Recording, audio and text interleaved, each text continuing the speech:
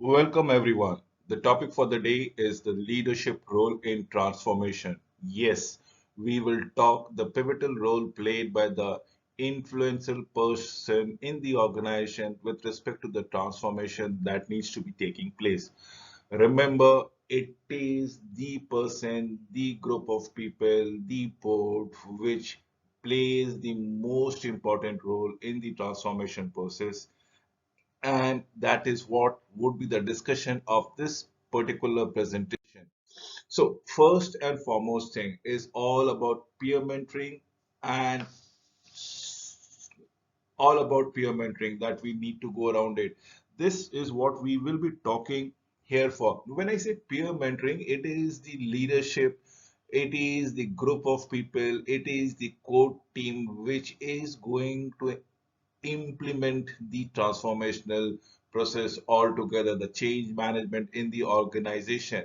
So, what are we talking about? We are looking for motivation, have a rightly motivated people, hope, everybody looking for a better prospect at the end of the transformation process, comfort and acceptance, engagement. Now, this engagement is very important because out here it will enable every employee to be a part of the transformation process, to be a part of the organizational change, as it might be a change in the process, in the production method, in the technology utilizations, or for that matter, the organization culture that needs to be overhauled. So the herein we require everyone to be involved in. So engagement is an ultimate criteria of peer mentoring, redefining the limitations, building self-confidence, overall being happiness, well-being. Now this is where we build in confidence. If all my employees are happy with it, with the transformation, why should they be happy? Because they are confident of the fact that things that they are undergoing is only of temporary nature. At the end of the changed environment, things will only improve for every one of them. And most importantly, social connection. Yes, social connection is as good as the invisible thread which builds self-confidence, engagement, and hope. This is what it tells it all together. So peer mentoring is one of the basic requirement for the leadership role in the transformation process. To begin with leadership, let me tell it to you what Scott Adams says. It says leadership is an intangible quality with definitely no definitions. Mind you, intangible quality with no proper defined boundaries. That's probably a good thing, because if people being led knew the definition, they would hunt down the leaders and probably eliminate them altogether. So that is what we are looking into it. Every situation is unique. Every leader is novel. Every perspective needs to be handled differently, and that is what leadership is all about. It is an intangible quality without being tied to a particular definition. You start not only reacting but also proacting as to what is going to happen and preempt the situation, so that the outcome is always in the favor of the leader. So differentiating wonderful and dreadful leaders, let's say the peer mentors that we talk around it. Dreadful leaders, remember, this is where they demean their followers. People are afraid of them. They basically insult the employees, or should I say, the coercive power is being utilized by the demean leaders. Whereas the world love the wonderful leaders. Why? Because they elevate the followers, because they instill a sense of hope, a sense of confidence, a sense of trust among the follower. Recognize the smartest person in the room rather than act like the smartest in the room. So that is one of the major factor between the wonderful and dreadful leaders as in peer mentors we talk around here. So working definition, but then if Scott Adams' definition was without any particular boundaries, let me give you a working definition. Remember, This is what we are talking in terms of peer, mentees, employee, athletes, students. You name a group of people that we talk around it, actors, you have it. To take people, now peoples are what we have been talking around it, to places they would not have gone by themselves and get them do things that they would otherwise have not have done. Absolutely would have abstained from doing it because they want to do it on their own and they understand why they are doing it. So again, a working definition for your understanding is all about to take people to places they would not have gone by themselves and get them to do things they otherwise would not have done because they want to do it and they understand why they are wanting to do it. So this is what a working definitions of leadership would tell it to you. Let us understand the purpose of peer mentorship that comes around it. This is what is very important. First is fulfilling a family roles and responsibility.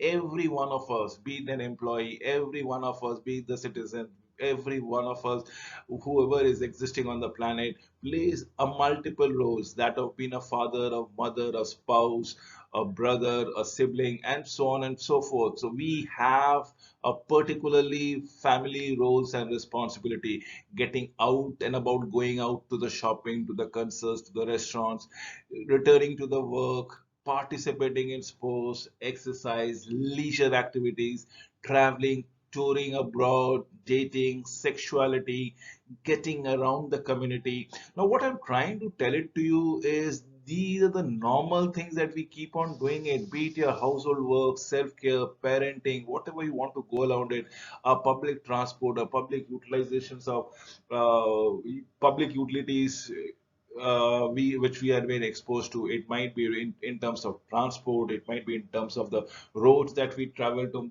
Remember, roads are all your public utilities. It might be your drainage system and so on and so forth. So we are to lead a very healthy and satisfying life. We all depend on the public utilities, electricity being one of them. So this is what peer mentorship is all about. It is not only we are fulfilling the roles of an organization, but also that of our personal life. So the transformational leaders, remember we are talking about the leadership roles in the transformational process. Now, this is the action that transcends one's own self-interest. If you look into it, one's own self-interest with the purpose of empowering, inspiring, and challenging others to achieve a higher level of functioning. This is what is important, the higher level of function that one is looking into it. And that defines the transformational leadership.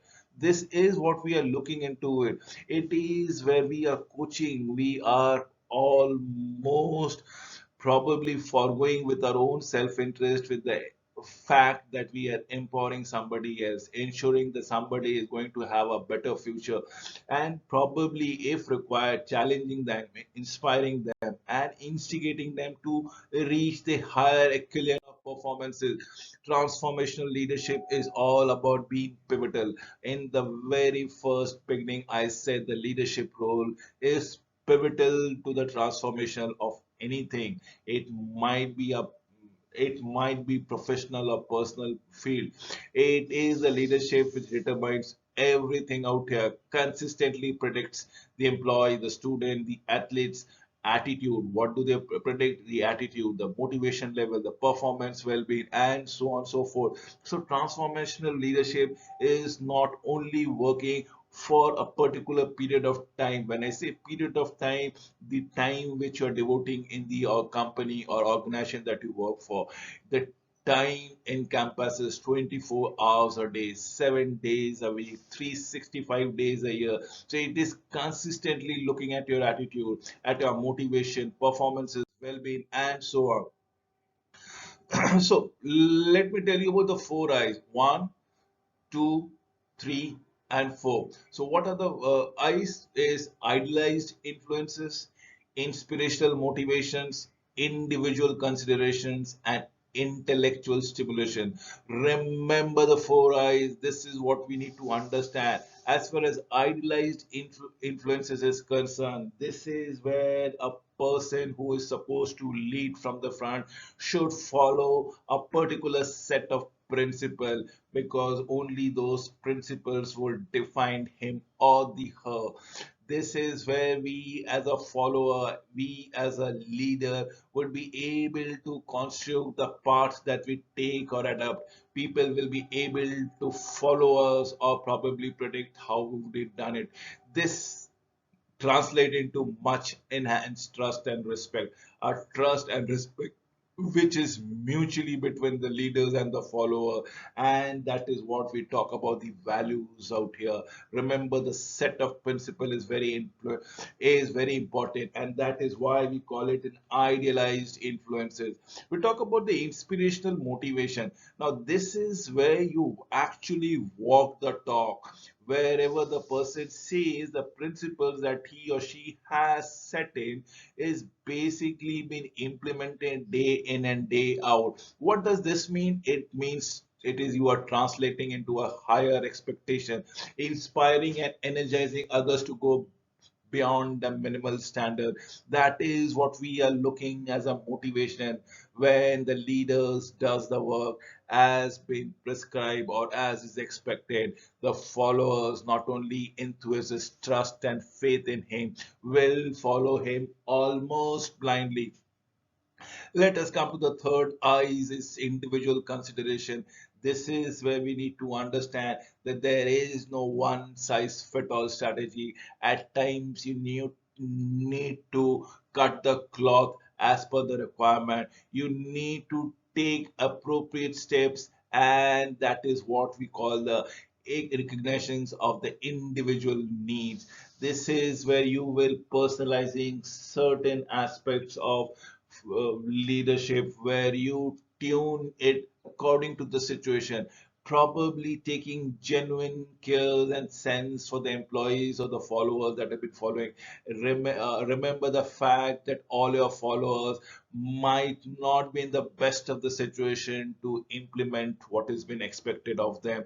At times we need to give them a leeways, and that is what I call individual consideration. Comes the fourth eyes of the transformational leadership is the intellectual stimulation. Intellectual stimulation is what we are talking about, real inspiring moments, encouraging others to solve the problem in an appropriate ways, probably encouraging them to think out of the box and come up with alternative solutions. It is not the traditional methodology that everything will abide by itself. Now, that is what I've been meaning by the four eyes of the transformational leadership: idealized influences, inspirational motivation, individual consideration, and intellectual stimulation. So we have this full range. You remember being on the y-axis, which you tells about your effectiveness and ineffectiveness. On the x-axis, you've been a passive person or an active person. So in case of an active person and you become more effective, you possess all the four eyes that comes around it. So that is what we looking into it, or should I say contingency reward is a function wherein people actually work for some sort of benefits, mostly monetary, may not be monetary. But when there's a perfect balance between you being an active and a passive person and they've been as effective or ineffective, it is what is management by exception, as on when on basis is the strategy that comes around it. But what happens when you are actually passive? That means you do not take active interest in your style altogether and you are actually effective. It is again management by exception, but in this case it is passive in nature. Probably things goes by the flow. You don't make an iota of an effort to change it.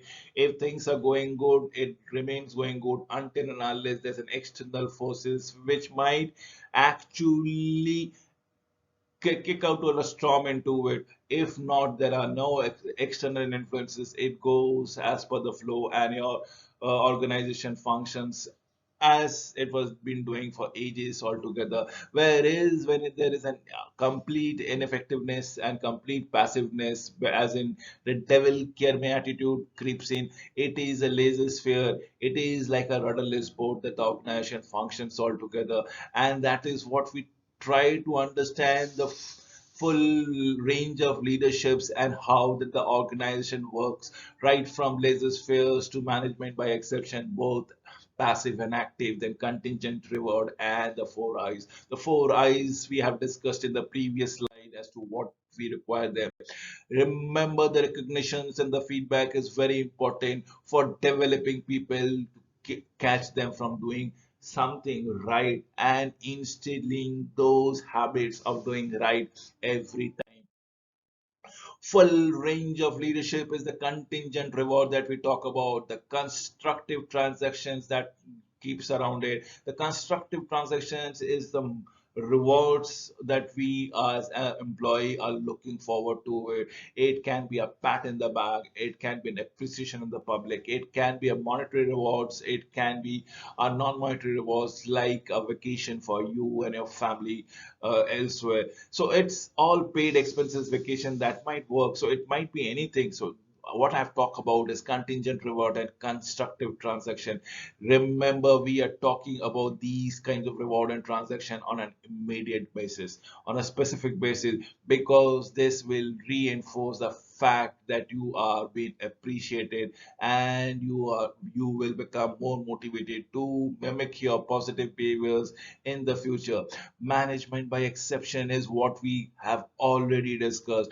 Corrective transaction. In case what happens, you are on the right path, but probably at times you falter, and this is where you require to be coached, you require to be trained, you require to be streamlined by people who are aware of your potential. This is the corrective transaction that comes around it when standards are met, be it the active or the passive form. Is management by expectations, which may be done on a right way or the wrong way just because there are no interventions. And then we have the laser spheres non-leadership, which is absolutely like a rudderless boat. At times the rudderless boat also reaches its destination despite there be no leaders. As in the example, if even a dysfunctional clock will show the right time at least twice every 24 hours. So that is what the laser spheres leadership is all about. It can we learn about transformational leaders? Yes, depending on the fact. If you have set it on an x-axis, if we plot training, and on a y-axis if we plot leadership, you see when there is no training, the graph actually diminishes over a period of time. But if there are training, the graph improves by leaps and bounds from 7.5 to 8.5. There's an improvement, and this is what we have been trying to tell it to you every now and then. So, bottom line is what we are talking around it. We are talking about everything that comes in your mind. Absolutely, as far as training is concerned, training, I believe, is a must. It is a must which has been shown it to you in front of a with a sort of an example for a bank where pre-loan sales, if people are being educated, people have been trained how to make a sale, you see from particularly poor performances, it has improved by leaps and bounds post training. Wherein, if you do not go around it, some people would actually learn from the mistake, but most of the people would actually get disoriented with the process altogether. Eventually, the number of sales, loan sales I'm talking about, will suffer immensely. So, transformational leadership is all about idealized influences, inspirational motivation, intellectual stimulation, and individualized consideration, wherein I have actually spoken every one of this topic in depth. Let me just read this thing for your convenience. Idealized influences is all about being a positivity, role model, leading by example, being confident, being energetic, engaging, and respectful during interaction. Whereas inspirational motivation is what we encourage the mentees to leave their comfort zone and come out and perform.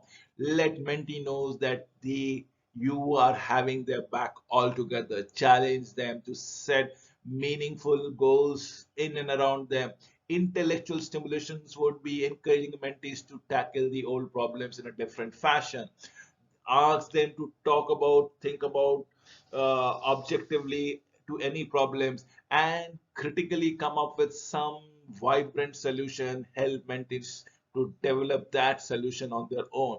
Whereas individual consideration is treating each mentees as unique, valued employees, and so on and so forth. Listening carefully all together, giving specific and personalized feedback.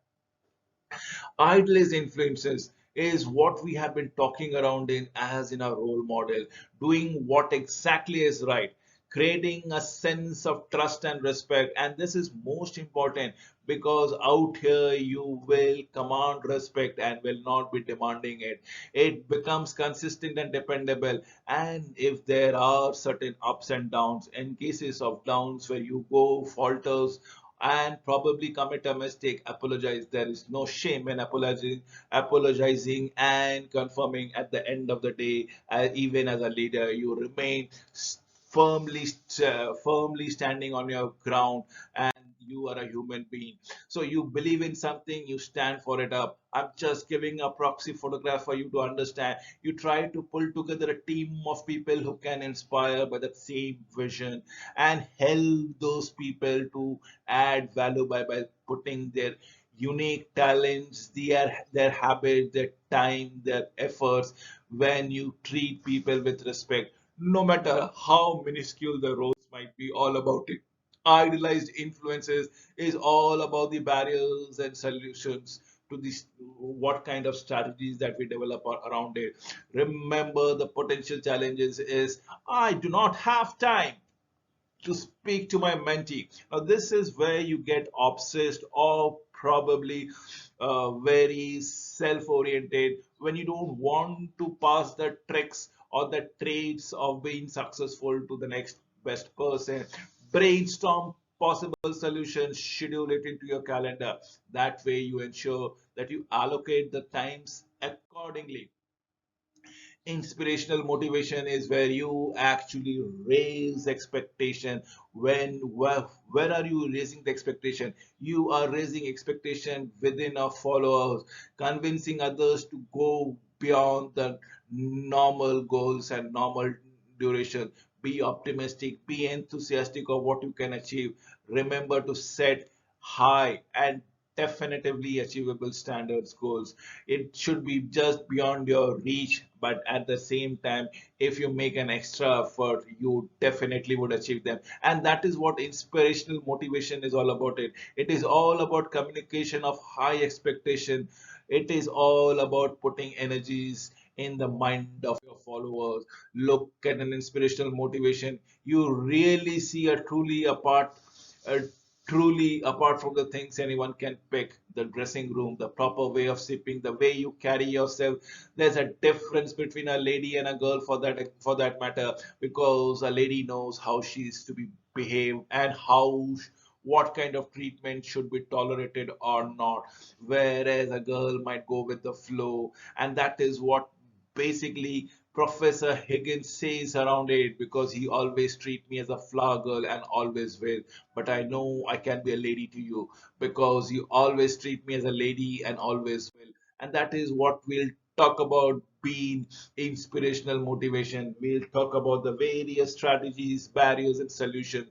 Remember the challenges. I'm finding it difficult to motivate my mentee. He or she seems so just unenthusiastic. Now, this is where you're putting the blame on the other person. Remember in the first example that I said it to you that I do not have time.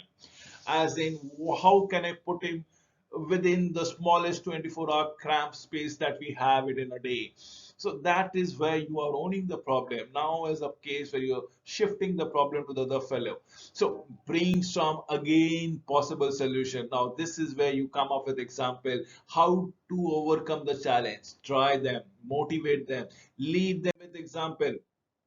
Inspirational motivation is all about encouraging mentees to leave their comfort zone. And once you leave the comfort zone, you will be mesmerized by what actually you can accomplish.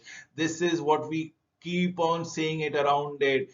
Please move ahead and things are going to go around it. Inspirational thing, let mentees know that you believe in them. Let mentees be aware that you are going to take care of their back. They should always have the fact that you believe in them, and that is what mentees will put in an extra dollops of effort when they are attempting new heights of passion, of effort that they are going to put in. So that is what we look around it. Now, motivational tips of challenging, now being very specific, measurable, attainable, relevant, and time bound. All your goals has to be smart goals, as I been talking about it, because this will not only enable a professional development but also a personal growth that a person actually wants to see around here. Intellectual stimulation, we come to the next step of intellectual stimulation, wherein you actually acknowledge mentees of difficulties and challenges, thereby try to brainstorm potential problems, potential strategies, and discuss alternatives. Encourage them to think out of the box. This is where what we are looking into it. Remember, intellectual stimulation is always analyzing the situation from multiple perspective, and not only that, you should be also questioning assumption that you yourself are assuming the first place, or others are assuming, as to what are the possible alternatives, what are the merits and demerits of various options that you people are exploring. And that is what is intellectual simulation is all about it. Remember, Oliver Wendell Holmes says, man's mind stretched to a new idea never goes back to its original dimension. And that is what we are looking at it in intellectual stimulation. Look by how leaps and bounds of things have changed. Comes the information technology, comes the data or artificial intelligence, comes the machine learning, comes the neuro linguistic programming or NLP that comes around it. Was it heard even 10 years back? Probably these were the terms which were not even heard or coined, but are a fact of life, a matter of fact that we are talking around it. And in due courses of time, will always improve into the next level, next echelon of existence altogether. Intellectual stimulations will have to identify the challenges. My mentee says that physical social activities aren't for them. They just cannot see the benefits. Now, this is what been told around it. The first situation, the individual person was to be blamed. The second situation, the other person was supposed to be blamed. And the third situation is where we say it is the situation that itself to be blamed, wherein the mentees are having a reservation with certain activities, be it physical or social, because they don't see any addition and value in them. Then comes the brainstorming of possible solution, providing them with scientific evidence that it actually benefits. It actually benefits in communication process. It actually benefits in building team and around. And that is what we are supposed to look in the first place. We come to the individual consideration is what we are talking around here. Here we talk about displaying of empathy and compassion, recognize each individual's psychology, physical requirements, the needs, the ability, and possibly be very empathetic towards them. This is where we, as a leader, responds to the personal needs which are genuine for the employees. We should take care of them, take proper interest in their personal life, and then only they will contribute and contribute by huge margin. Once you treat everyone with dignity, once you are genuinely concerned about their well-being. So individual consideration, if you look into it, it is not just an ability to be a good manners of physical appearance, be genuine capacity for empathy, for interesting himself in circumstances of other people, is what we are looking at it. This is what exactly is meant out here. That is individual consideration time and again. So let us understand the potential barriers and challenges to the solution. Remember the potential challenge. Given the limited time, money and resources available to us, it's possible to support my mentee to engage in activities that he or she will really like. Now, here the potential challenges: in the first place, did I say the individual had the problem? Then the next says it was the person, the second fellow was the problem, where you're putting the blame on the other fellow. Then the third situation is when you're blaming the situation altogether. But now you're looking at the bigger game. It's a combination of time, money, resources available. It is the organization that is going to be looking into it. Not everything is available at all the time, and that is what is being detrimental to the potential problems altogether. So let us brainstorm the possible solution, get creative, think alternative activities. Possibly, if there are no times, somebody is not going to be able to find it out. Let us find some common ground. If not in a day, probably in a week. If not in a week, probably in a month. Find some time. Take some resources, beg, borrow, steal the resources from here and there. Probably you need to go around it. Probably need to talk about the money as far as the financial resources are concerned. Now, this is where the out of box solution actually helps altogether. Remember consideration tips: treat mentee as an individual. Remember, as the fingerprint says, every individual has unique fingerprint. Similarly, every individual will be having the unique requirements, their needs, their uh, ambition, their objective, their passion would be something different, and no two individual will follow the same path altogether. So treat them with dignity, treat them to be unique. Listen carefully. Next steps: give someone the gift of your full attention. Be empathetic. Appreciate at what position they are contributing. Allow them to finish before you respond. Listen to their concerns and honestly try to address the concerns in a transparent fashion together. Individual consideration tips: be specific, be personalized feedback or advice that suits your mentee's individual needs. Example: avoid using the generalized statement.